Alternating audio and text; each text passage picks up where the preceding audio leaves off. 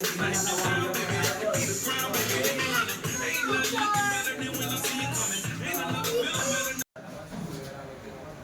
nandito kami sa Poblacion D para maglibreng gupit. Libreng gupit ni Chairman. Let's go. Ayan nga pala si Chairman, busy siya ngayon. At una nga palang ginupitan ni Airpat, ayan si Kapitan. Kapitan ng Poblacion D. Pababa ka lang para masunod yung gusto mo. Ganyan yung gusto mo gupit. Kasi itong noon yung patilyo ko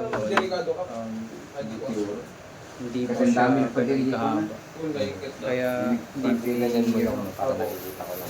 Free haircut lang to mga boss, pero yung galawang quality pa rin to mga bossing. May pinagaya si boss, kaya gagayahin natin yan. Kahit free haircut yan, kung ano yung sinabi ni boss, susundin natin yan. Kapi niya. Oo. Magkakapit ko.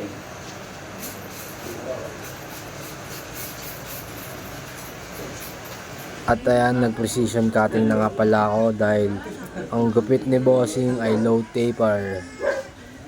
Ayan. Two side part. At ito naman si Airpat, ginugupit siya. Ayan, ginupitan niya si Manong. Ang gupit talaga ni Manong si Micaldo. Ayan, hindi niya na pinapahaba yung buhok niya. Pag umaba ng ganyan, papakalbo niya naman niya. Para presko at matagal din siyang umaba. Kaya ano pang naantay niyo mga boss, magpakalbo na rin kayo.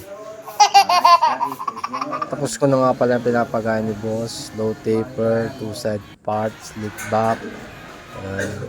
Quality haircut pa rin yan mga boss. Kahit free haircut yan, hindi yan bara-bara. Yan, galawang quality pa rin yan mga boss. At sinunod ko nga pala ito si boss. Yan, boss namin. Lead taper. Kalbo na naman. Ito nga pala sinunod ko.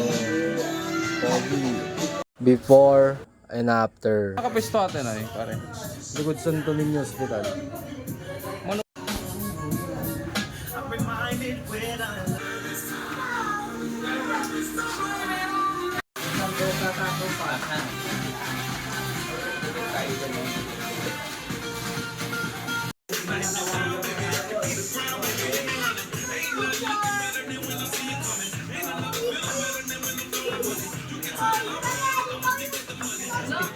At ayun mga boss, kung gusto nyo magpa-free haircut sa inyong nasasakupang barangay, just call me para pag-usapan natin yan. Para makapag-free haircut kayo dyan ng quality. Let's go!